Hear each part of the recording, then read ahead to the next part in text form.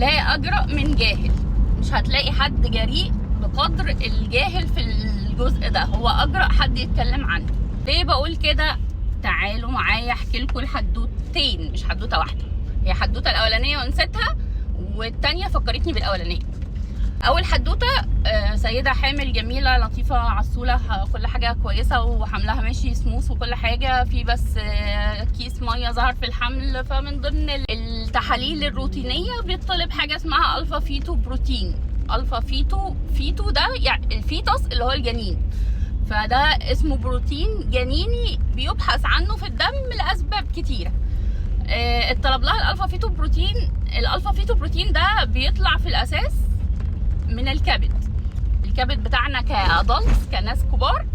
والحامل بقى بيبقى عندها الكبد بتاعها والكبد بتاع النونو، كيس المح بتاع النونو والمشيمه بتاعت النونو، كل ده بيطلع الالفا فيتو بروتين ده. فلما نبقى حد كبير، حد ادلت، بس الالفا فيتو بروتين هيبقى في حدود 10 مثلا، ماشي، اخره الليميت بتاعه 10. طب امتى بقى يبقى اكتر من كده ويزيد زيادات رهيبه؟ لما يكون لا قدر الله في سرطان كبد. تمام، الكبد هايبر فبقى بيطلع البروتين ده كتير، فهتلاقي الليميت بتاعه فوق ال10 بكتير.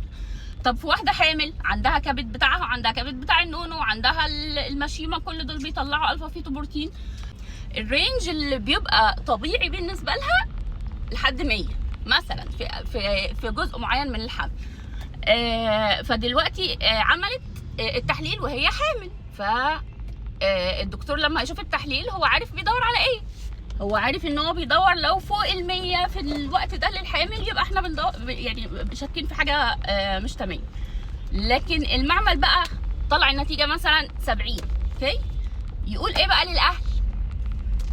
الالفا فيتو بروتين ده بيطلبوا دكاتره الباطنه لما يبقوا شاكين في سرطان كبد. البنت دي عندها سرطان كبد، يقول له يا نهار ابيض يا ستار دي حامل. لا، انهوا الحمل بقى، الام اهم. لا، لازم تخلص من الحمل ده عشان تبدا كيماوي على طول. فيعني مش عايزه اقول لك بقى الناس عاشوا كميه رعب وقلق وخوف علشان ايه؟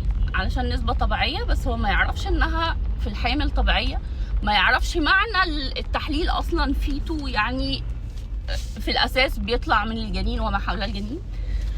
ما يعرفش ان هو عايش اسره في رعب كانت ممكن توصل حد فيهم لجلطات لا قدر الله من كتر رعبهم من اللي هو قاله.